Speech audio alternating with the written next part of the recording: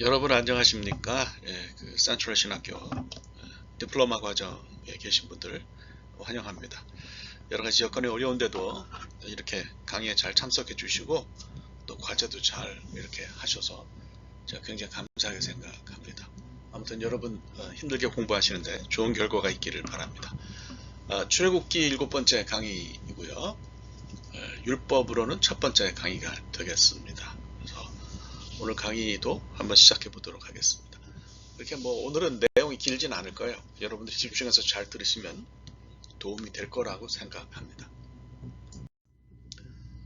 오늘 이제 율법 첫 번째 시간은요, 율법 자체보다도 이스라엘 백성들의 출애굽하고 홍해를 건너서 이제 광야로 들어서잖아요.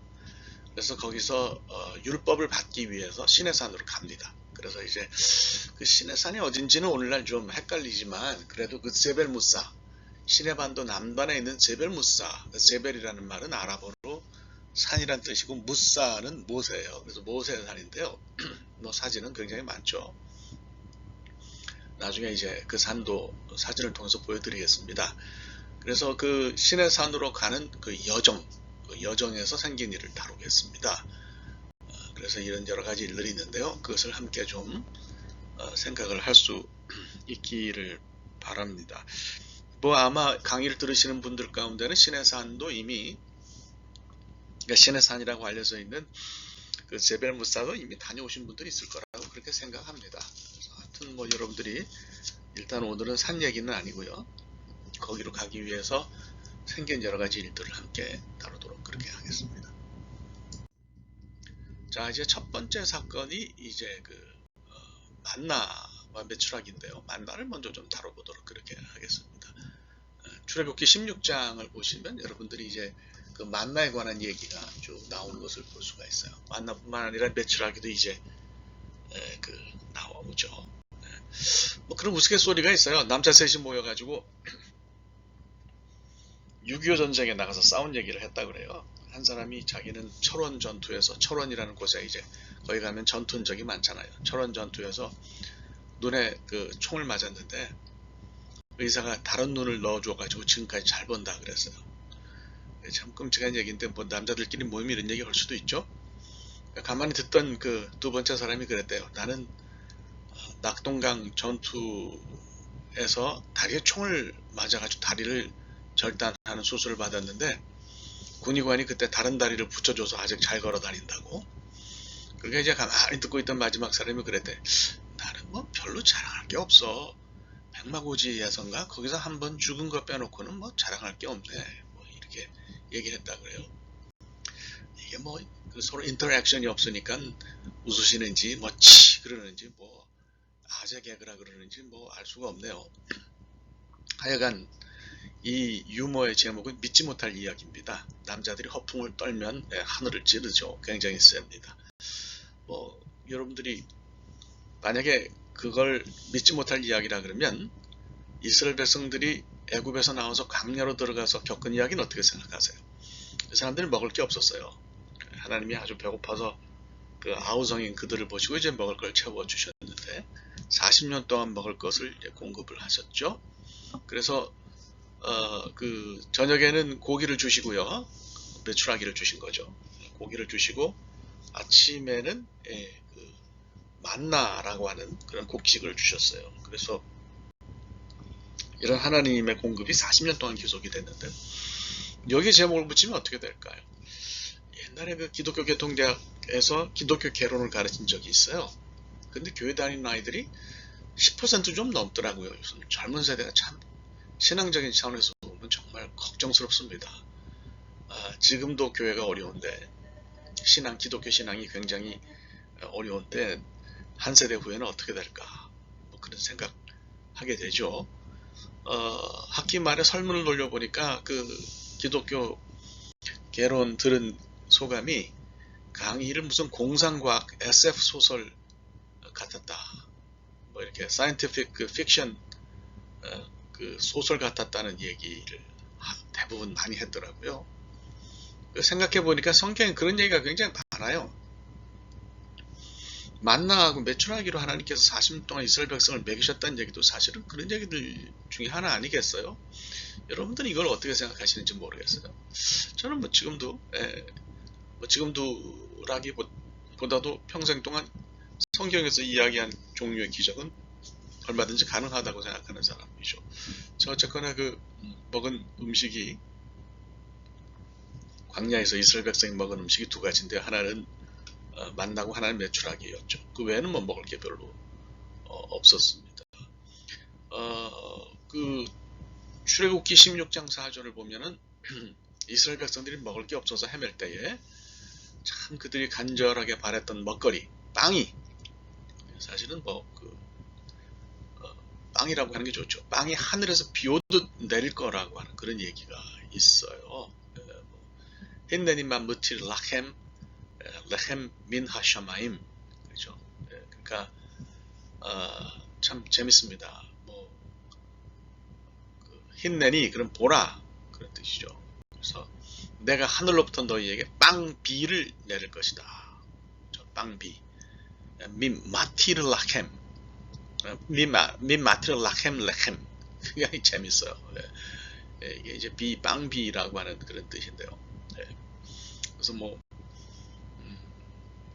정말 하늘에서 그 만나가 내려온 걸 이렇게 표현했다고 볼 수가 있는 거죠. 이 비를 내린다라고 하는 그 동사가 마타르 동사인데요. 마타르 동사인데 출애굽기 9장을 읽어보면 뭡니까? 불과 함께 우박이 떨어질 때 마타르라는 동사를 썼어요.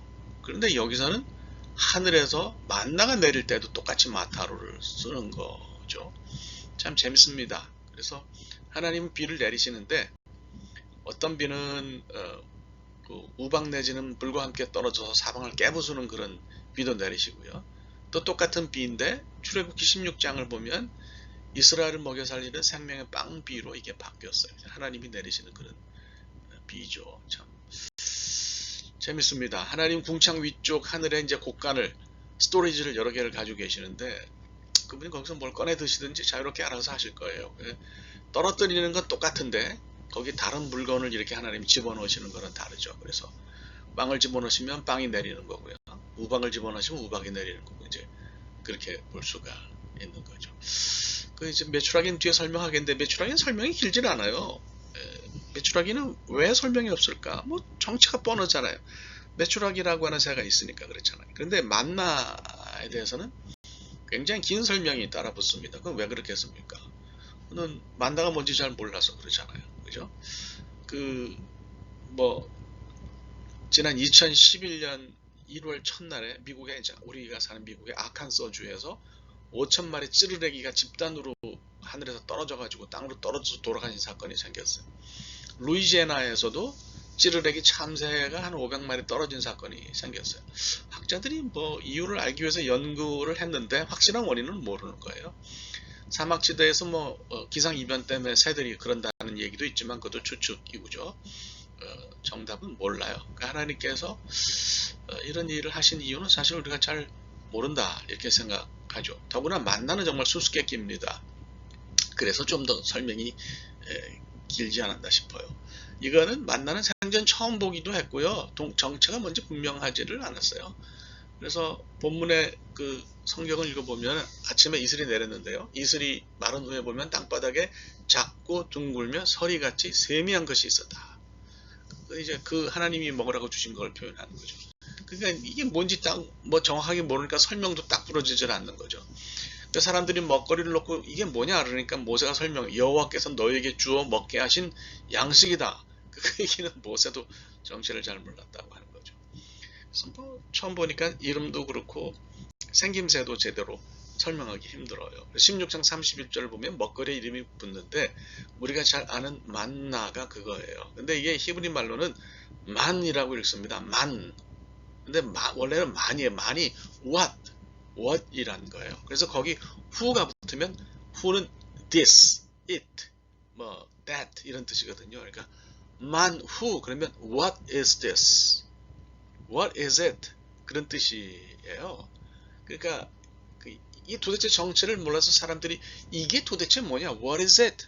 만후 이렇게 물은 것이 만나라고 하는 그 이름이 됐어요. 그래서 이게 나중에 이제 그 헬라어로 번역될 때 만후가 만나로 달라졌고, 달라졌다기보다 그 음력이 그렇게 된 거고, 그것이 우리 성경에 그대로 이렇게 들어왔다, 이렇게 보시면 될 것 같아요.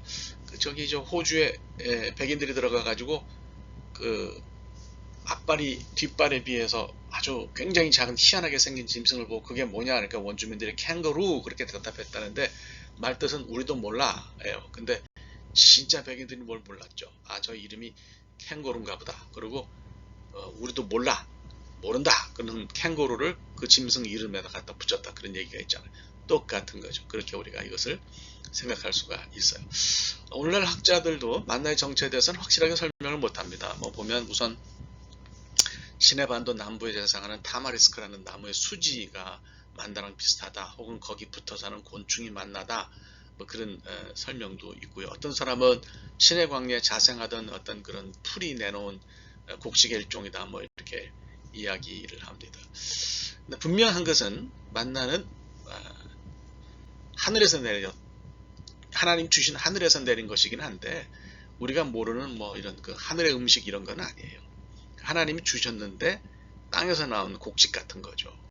무슨 뭐 어릴 때 이제 그런 얘기 들었어요. 교인집에 사람들이, 어떤 교인집에 사람들이 모여서 철학 기도를 했는데 아침에 보니까 집 주변에 만나가 수북이 내렸다.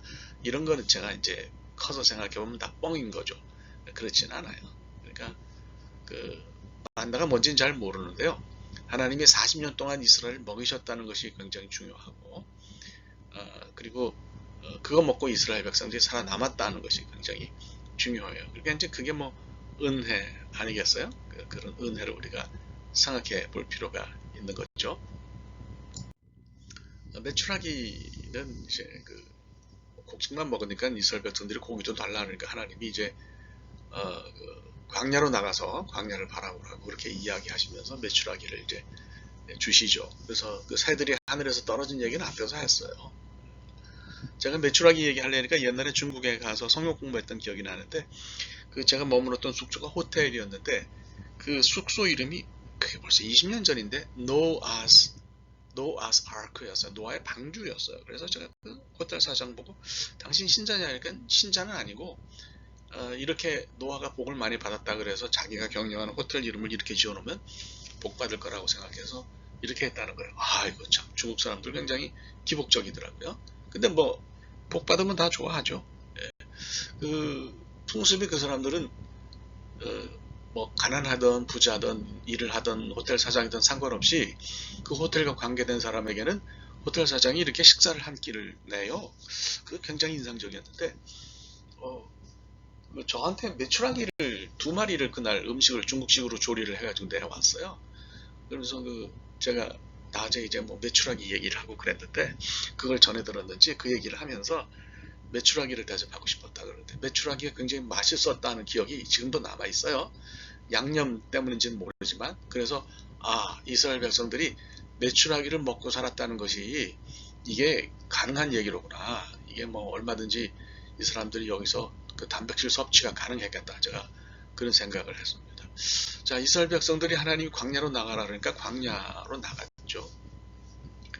그러니까 이스라엘 백성들은 앞을 바라봤는데요, 하늘에서 그 메추라기가 떨어졌어요. 이런 그 하나님의 응답을 보기 위해서는 사실은 좀 빈들로 나가는 것도 좀 필요하지 않겠나, 이런 생각이 듭니다. 그래서 빈들로 나가서 그냥 그 하나님을 만나려는 마음을 가지고 있으면 하나님께서 응답하시는 거죠. 그게 이제 믿음이 아닌가, 뭐 이런 생각합니다. 그래서 그것도 여러분들이 잘 이렇게 생각하시면 굉장히 좋을 것 같아요. 여러분 라이트 형제 아시죠? 예, 제가 그 히브리 유니언 대학이 신시내티에 있었는데요. 거기서 2시간 정도만 북쪽으로 올라가면 데이튼이라는 곳이 있어요. 그 데이튼이 라이트 형제가 인류 최초로 비행기를 만들어서 띄운 곳이에요. 이제 거기서 비행기를 타면 굉장히 싸게 갈 수 있어서 제가 차를 타고 거기까지 가서 거기 공항에 차를 세워놓고 비행기를 싸게 타고 갔던 그런 기억이 나는데 그 아버지가 목사님이죠. 밀턴 라이트인데 형제가 비행기 만들다가 좌절하면 하나님이 너와 함께 계신다. 그분이 너희가 꿈을 이루도록 응답하실 거다. 이렇게 격려한 얘기가 유명하죠. 뭐 형제가 맨날 바라봤던 하늘이 비어있지 않겠어요? 그 하늘, 빈 하늘에서 그들에게 뭔가 쏟아져 내린 것처럼 이스라엘이 바라본 빈 하늘에서도 뭐 메추라기가 쏟아졌죠. 그래서 우리가 믿음을 가질 필요가 있다 이렇게 생각합니다. 이스라엘 백성들이 광야에 나가서 빈 하늘을 바라보니까 메추라기뿐만 아니라 하나님의 영광을 체험했어요. 영광이라는 단어는 카보드 이렇게 히브리 말로 이야기하는데요. 이게 쉽게 말하면 하늘에 계신 그게 뭐 어떻게 생겼는지 오늘날은 모르죠. 그런데 분명히 이스라엘 백성들이 눈으로 확인할 수 있는 하나님의 임재를 봤다는 거예요. 그래서 그 이스라엘 사람들은 하나님이 하늘에 계시는데 땅에 내려와서 일하시는 하나님을 카보드라고 그렇게 이야기한다 그래요.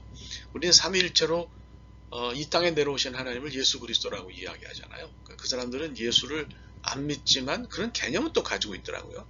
때때는 독특했던 그런 생각이 납니다. 예, 하여튼 만나와 메추라기로 하나님께서 이스라엘을 먹이시기 시작한 것이 광야 초입에서 있었던 일이다. 이렇게 여러분들이 생각하시면 되겠습니다.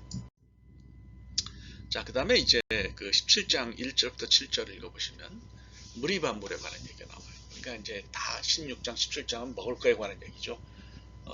그 16장은 씹을 것에 관한 이야기라면, 먹거리에 관한 거라면 17장 앞부분은 마시는 물에 관한 거예요. 물이 없으면 사람 죽죠. 예. 저는 뭐 금식을 많이 해보지는 않았어요. 근데 일주일씩 금식한 건 여러 차례 했는데 금식할 때 물은 먹습니다. 물까지 끊으면 일주일 못 버티죠. 일주일 버틸 수가 없어요. 음식을 안 먹는 거는 뭐 좀 더 길게 버틸 수가 있는데 물이 그만큼 중요하죠. 그래서 이스라엘 백성들에게 그 물을 하나님께서 공급하셨어요. 그런데 이제 모세가 바위덩어리하고 뭔가 딜을 해가지고 물이 솟아나온 얘기가 사실 성경에 두 곳이 있어요. 하나는 출애굽기 17장이고 또 다른 하나는 민수기 20장입니다. 신명기와 시편에 있는 것은 이제 패러디라고 보시면 되겠어요. 그래서 많은 독자들이 우리가 성경을 읽으면서 두 개 사건 앞에서 헷갈려 합니다. 하나님이 지팡이로 돌을 치라고 해서 모세가 순종한 건 뭐고 말로만 명령하라고 했는데 불순종해서 바위를 때린 건 뭐냐는 거죠. 그래서 이 이야기 두 개가 읽는 사람 머릿속을 돌아다니다가 마지막에 하나가 남아요. 그게 뭐냐면 강렬한 인상을 준 게 남거든요. 그래서 모세가 불순종해서 바위를 때린 것 때문에 가나안에 못 들어갔다는 설명이 워낙 강력합니다. 그러니까 바위를 때린 사건만 남는 거죠. 그죠? 예, 아주 뭐 굉장히 흥미롭습니다. 그래서 제가 지도를 올려드렸는데요.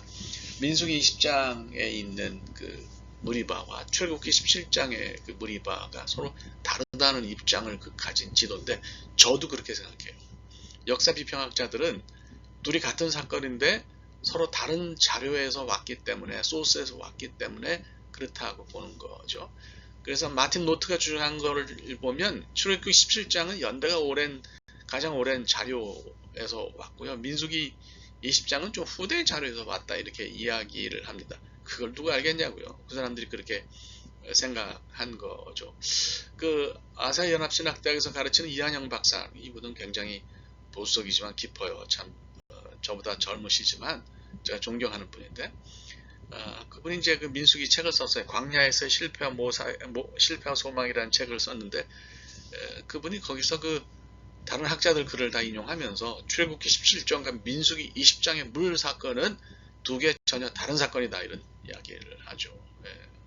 실제로 왜냐하면 주제도 달라요. 출애굽기 17장은 무리바에서 백성들이 목말라서 원망한 거가 주제였다면 민수기 20장의 주제는 모세의 지도력, 리더십이 이제 어떤가를 다루고 있기 때문에 그래요. 그래서 좀 다르다 이렇게 볼 수가 있는 거죠. 우선 뭐 장소와 시간이 좀 다르죠. 출애굽기 17장은 출애굽 초기에 일어난 사건이고 시내산 근처의 르비딤 광야에서 일어난 그런 사건이에요. 그죠? 그런데 민수기 20장은 그 가나안 진입을 눈앞에 두고 있을 때 40년이 흘러서 가나안 바로 밑에 위치한 그 가데스 바네아에서 발생했다 이렇게 이야기를 합니다. 그래서 제가 볼 때는 그렇죠. 출애굽 17장에서는 모세가 명령대로 바위를 때려서 물을 냈고요. 나중에는 하나님이 야 그냥 말로만 해라. 그런데 아마 옛 기억에 사로잡힌 모세가 바위를 두들겨 팼던 모양이죠. 그래서 불순종해서 결국은 문제가 됐다 이렇게 이야기합니다. 하여튼 여러분들이 이것을 좀 잘 기억하시고 무리바 물 사건은 두 개였다 이렇게 생각을 하시면 될 것 같습니다. 그래서 고대 번역본을 보시면 70인역이나 탈굼은 아람어 번역이죠. 불가타는 민수기 20장에 나오는 무리바를 구체적인 지명이 아니고 다툼이라는 뜻을 가진 일반 명사로 이해를 했어요. 그래서 그 출애굽기 17장에 나오는 무리바와는 다르다는 것을 이야기를 한 거죠. 그래서 17장에서는 무리바 이렇게 표현하는데 그러니까 출애굽기에서는 민수기에서는 싸움이라는 일반 명사를 사용해서 무리바 대신에 다툼의 무리라고 불렀습니다. 그래서 이걸 우리가 잘 생각을 하면 좋을 것 같아요. 이스라엘 백성들은 좀 나온 사람들은 불순종이 심했죠. 신세대는 좀 달랐는데 9세대는 불순종이 심했어요. 그래서 초기에는 모세가 세게 이스라엘 백성들을 이끌었는데 백성들도 잘 따라오고요. 40년 지난 다음에는 좀 그렇지는 못했든지 하여튼 그렇습니다. 그래서 리더십이 조금 약화되는 걸 볼 수가 있는데 그런 걸 다뤘다 이렇게 우리가 생각을 하면 될 것 같습니다. 자, 어느 정도 헷갈리는 부분을 정리했으니까 출애굽기 17장을 좀 다시 자세히 살펴볼 필요가 있는 것 같아요. 이스라엘과 모세가 다퉜다 그래요. 출애굽기 17장을 보면 아니 둘이 서로 다툴 수 있나요? 다툴 수가 없는 상황이죠. 예. 근데 모세가 하나님께 막 하소연한 걸 보면 심각해요. 그 17장 4절을 보면 그들이 조금 더 있으면 내게 돌질하겠다. 짱돌 던지겠다 그럴 거죠. 이거는 침소봉대한 건 아닌 것 같고요. 그 동사가 그 reave라는 동사를 썼는데 이건 다퉜다는 거고 폭력적인 내용을 포함해요. 그러니까 굉장히 그 전쟁하다는 뜻을 가진 단어이기 때문에 백성이 모세를 위협했구나. 충분히 그런 거죠. 뒤에서 불평하고 구시렁대고 그런 게 아니고 아주 폭력적인 모습을 보이면서 모세를 협박했다 이렇게 이제 볼 수가 있는 거죠. 굉장히 좋지 않은 거죠. 그래서 모세가 야 그렇지 않다. 이거 내가 하는 게 아니라 하나님이 하신 거라고 이야기하면서 모세가 이제 맞대응하는 것을 볼 수 있는데 그 다툼으로 끝장을 본 건 아니고요. 백성이 시비를 거니까 다툼이 있긴 했지만 모세가 거기서 빠져나와서 하나님 앞에 가서 기도합니다. 그러니까 사람과의 전선에서 물러나서 하나님과의 대면으로 전선을 바꾸는 거예요. 그러니까 우리가 싸우는 것은 사실 사람과 할 게 아니죠. 하나님과 해야 하는 것이 우리가 해야 할 일이다. 그런 생각이 듭니다. 물 한 모금만 마시고 할게요.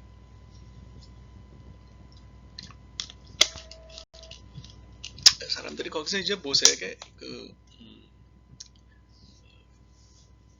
원망을 한 것은 신뢰가 없어졌기 때문에 그래요. 이 사람들은 처음부터 모세를 지도자로 세우는 걸 좀 납득지 않아 했죠. 왜냐하면 처음에 거부했던 지도자였기 때문에 그래요. 또 이제 지팡이가 막 여러 가지 재앙도 막 만들고 그러니까 이제 우리는 홀린 듯이 광야로 나왔다는 게 이 사람들의 변명이에요. 마법에서 깨어나니까 먹을 게 없다 이게. 애굽에서 잘 사는 우리를 꼬드겨서 여기 끌어내서 말라 죽게 하느냐. 예. 모세가 시덥지 않다는 거죠. 그러니까 이런 인간을 보냈냐 이렇게 이야기하는 것 앞에서 모세는 하나님의 역사를 분명하게 보여주는 것을 우리가 볼 수가 있어요. 그래서 확실하게 대응하죠. 참 제가 볼 때 여기서 느끼는 거는 삶에 악한 일이 생기면 사람은 10분 전에 좋은 일이 있어도 그걸 잊어버리는 것 같아요.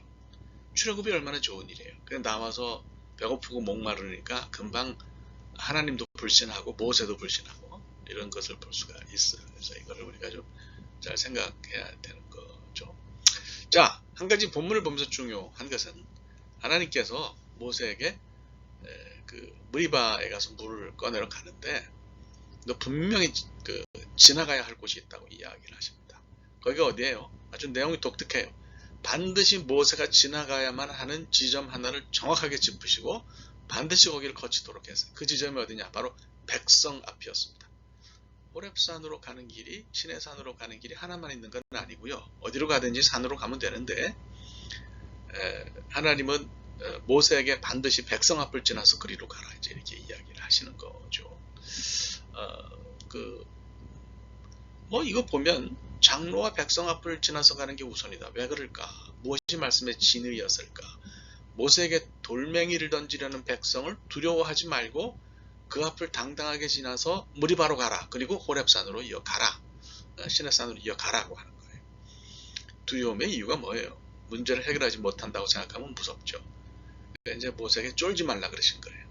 두려워하지 말라. 왜? 하나님이 너와 함께 계시니까. 그래서 무서워하지 말라고 이야기를 하는 거죠. 그래서 우리가 어려운 일을 당할 때가 있어요. 미국에서 살면서 이민생활하면서 어려울 때가 있어요. 그 어려움을 피해서 도망갈 것이 아니고 그 앞을 반드시 지나가야 합니다. 그럴 때 하나님의 체온을 등 뒤에서 느낄 필요가 있는 거예요. 고개를 딱 치켜들고 문제 앞을 당당하게 지나야 됩니다. 여러분, 우리가 그런 종류의 자존심을 잃어버리면 살기 진짜 힘듭니다. 그래서 잘못하지 않도록 제대로 살아야죠. 잘해야 하고요. 그런 다음에는 하나님 말씀처럼 백성 앞을, 문제 앞을 당당하게 지나고요. 그리고 돌 던지려면 던져라. 문제점들이 던지는 짱돌 별거 아니거든요. 그리고 물을 꼭 내시기를 바랍니다. 하나님이 꼭 들고 가야 되는 게, 들고 가라고 하신 게 있어요. 그게 뭐냐면 하나님의 지팡이죠. 그 나일강을 치던 지팡이를 꼭 들고 가라 그런 거예요. 이게 어떤 의미가 있겠습니까?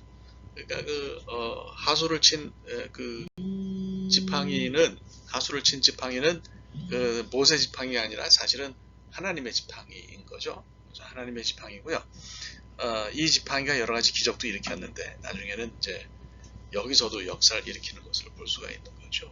지팡이는 쉽게 말하면 하나님의 능력과 함께 가라는 얘기입니다. 그래서 지팡이를 들고 갔으니까 하나님의 능력을 들고 간 거고요. 백성들 앞에 지난 것은 따지고 보면 혼자만 지난 게 아니라 하나님의 지팡이를 들고 지났을 거 아니에요. 그러니까 하나님과 함께 지나는 거예요. 우리가 하나님과 함께 있고 하나님의 능력을 덧입으면 두려워할 게 없다 이렇게 생각합니다. 호렙산 무리바죠. 무리바 다 근처인데 그 정상에 바위에 다다른 모세를 향해서 하나님 반석을 치라고 그러셨어요. 모세가 나이가 이미 이제 80을 넘었는데 완력이 굉장히 셌을 것 같아요. 120세 세상을 떠났는데 눈이 흐리지 않고 기력이 쇠하지 않았다. 그러니까 그렇잖아요. 젖먹던 힘을 다해서 바위를 치면 어떻게 될까요? 지팡이가 부러지거나 반석 윗부분이 좀 깨지는 게 전부일 수 있죠. 그게 우리가 예상하는 바인데 실제 결과는 예상과 달랐다. 깨진 부분에서 물이 솟구쳐 나왔죠. 그래서 나중에 보면 바울은 이 사건과 세례를 이제 견주어서 비교하면서 사람들이 같은 음료를 마셔서 한 성령으로 하나가 되는 역사가 일어났다고 고린도전서 10장에서 이런 얘기를 해요. 근데 중요한 거는 그렇게 해서 이스라엘에게 물이 생겼고 해갈이 생겼고 돌멩이 던지는 작태가 멈췄다고 하는 거죠. 그래서 이걸 볼 수가 있어요. 그래서 그 필로죠. 필로 오브 알렉산드리아. 굉장히 재밌는 얘기를 했어요. 수맥이 바위 표면 거의 끝까지 와 있었는데 모세가 그것을 쳐서 터뜨렸다고 해석했어요. 그러니까 쉽게 말하면 우리가 음료수를 마실 때 그 음료수의 뚜껑을 따야 마실 수 있잖아요. 그러니까 바로 그 밑에까지 물이 있는데 그 뚜껑을 따는 역할을 모세가 했다 이렇게 해석합니다. 어쨌거나 중요한 것은 하나님이 치라 하니까 모세가 쳤어요. 그러니까 우리가 그런 한 방이 있어야 돼요. 순종의 한 방. 순종하는 그런 한 방이 있으면 저는 역사가 달라진다고 생각합니다. 모세가 참 그걸 내리쳤을 때 머릿속에서 아마 시간이 얼마나 걸렸을까요? 실제로는 1초도 안 걸렸겠지만 모세 머릿속에서는 1000년이 걸렸을지도 몰라요. 장로들은 째려보죠. 백성들은 찌푸리고 쳐다보죠. 물은 없죠. 앞에는 바위밖에 없죠. 하나님이 이걸 치라고 하는데 치는 순종이 쉬운 게 아니에요. 이거 지팡이 부러질 거고 손바닥만 아프겠지 이렇게 생각하면 못하죠. 근데 그게 아니고 하나님이 상식을 넘어서는 요구를 하시면 우리가 좀 한번 해볼 필요가 있다. 이런 생각이 듭니다. 그 계명 받기 전에, 십계명 받기 전에 이제 우리가 생각해야 될 그 17장 8절부터 16절과 사이에 있는 아말렉과의 전쟁이에요. 사실 그 40년 동안 이스라엘이 겪었던 유일한 전쟁이라고 볼 수가 있는 거죠.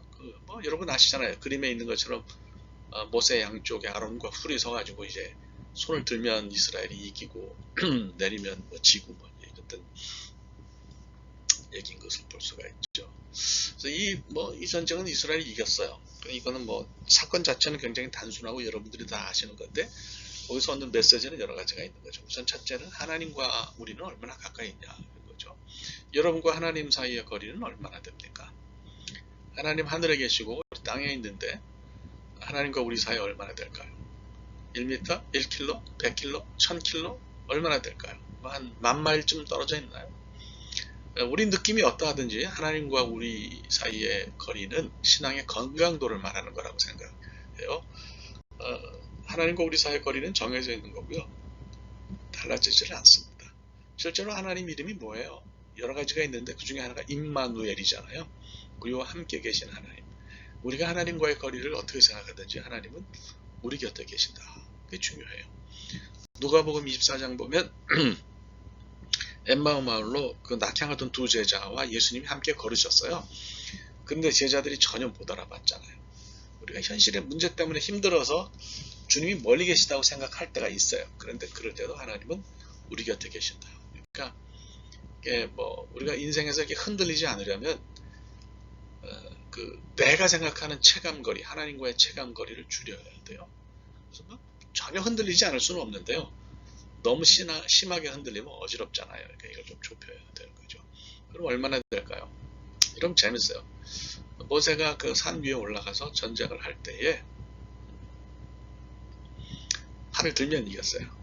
그 팔을 들면 스위치가 접속이 됐다는 거죠. 사실은 그 팔이 아니라 지팡이죠. 그림에서도 보시지만 모세가 든 것은 팔이 아니라 지팡이에요. 그 지팡이가 하나님과 우리 사이를 연결하는 전선이고요. 바로 그걸 딱 드니까 하나님과 딱 커넥트가 돼가지고 전기가 찡 하고 통하는 것을 볼 수가 있죠. 아말렉은 그 트러블 메이커라는 뜻이에요. 말썽꾸러기라는 뜻인데요. 하나님 안 믿었으니까 아예 거리 문제에 있어서는 이야기할 필요가 없는데 모세가 이제 그 산에 올라가서 팔을 들으니까 놀라운 일이 생겼다 이렇게 우리가 생각해요. 그리고 잘 볼 수가 있는 거죠. 그 미켈란젤로가 그린 천지창조라는 그림이 있어요. 그 시스텐 샤플레 이제 그린 건데 이거 4년 동안 그 천장에 매달려 가지고 중노동을 했는데 그림 그릴 때마다 막 온통 온몸에 물감이 범벅이 되고 몸이 비틀리고 허리 목에 막 고통이 와서 힘들었다고 그래요. 그 천지창조 그림을 보면 하나님과 아담 사이 손끝이 다 있질 않은 미세한 공간이 있어요. 그게 뭘까요? 그 미세한 공간이. 그거 바로 모세가 그 산 위에서 손을 들어서 하나님과 접속하게 된 빈 공간이 아닌가 이런 생각이 듭니다. 그래서 하나님과 우리 사이에 살짝 빈 공간이 있는데 그 빈 공간 우리가 팔을 들어서 좀 채울 필요가 있다는 생각이 들어요. 그래서 성경에 하나님이 약속을 많이 하셨어요. 내가 너와 함께 하겠다. 이런 약속을 참 많이 하셨어요. 그죠? 그래서 아담과 하와를 지으시고 함께 계셨고 또 구원사 시작해서 아브라함과 이삭과 함께 계셨고 야곱과도 그러셨잖아요. 내가 너와 함께 있어서 너를 지키겠다. 창세기 28장에서 그랬잖아요. 그 베델 사건은 유명합니다. 또 가나안을 소돔 쪽으로 가지 않고 가나안을 선택한 아브라함에게도 너 있는 곳에서 사방을 주겠다. 그렇게 이야기하시잖아요. 이건 뭐 성경에 그런 사건은 너무나 많이 있습니다. 그렇죠? 그러니까 오늘 본문도 출애굽기 17장에는 아말렉과의 전쟁도 그런 거예요. 하나님이 계신데 팔을 들어서 하나님과 커넥트만 되면 그럼 하나님을 만질 수 있다 이렇게 우리가 생각을 한 거죠. 그래서 그 존 오트버그 목사님도 그 책에서 그런 얘기를 해요. 인간과 사람 사이에는 사람이 손가락 움직거리면 하나님을 만질 수 있는 공간이 있다는 거예요. 그게 무슨 얘기냐면 너 좀 와라. 내가 너에게 왔으니까 너 와라. 이렇게 살짝 공간을 벌려 놓으셨다는 거죠. 그래서 하나님 은혜가 절대적이죠. 물론 하나님 은혜가 절대적인데 우리는 우리 나름대로 어떤 신앙적인 행위를 할 필요가 있다. 이런 얘기예요. 그러니까 이걸 잘 생각할 필요가 있다고 하는 거죠. 그래서 어떤 사람들은 그래요. 모세가 산 위에서 팔을 들었다. 이렇게 이야기를 하는데요. 유대교 신비주의 전통인 카발라를 보시면 재밌는 표현이 있어요. 모세가 머리 위로 팔을 든 게 아니라 지팡이를 들었다.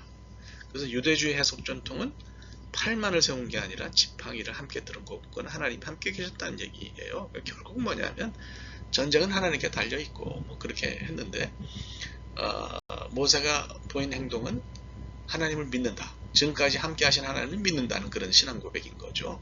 그렇게 이제 고백이 바로 하나님과 우리 사이를 연결하는 그런 스위치다. 팔을 좀 잘 들어야 된다 이렇게 생각합니다.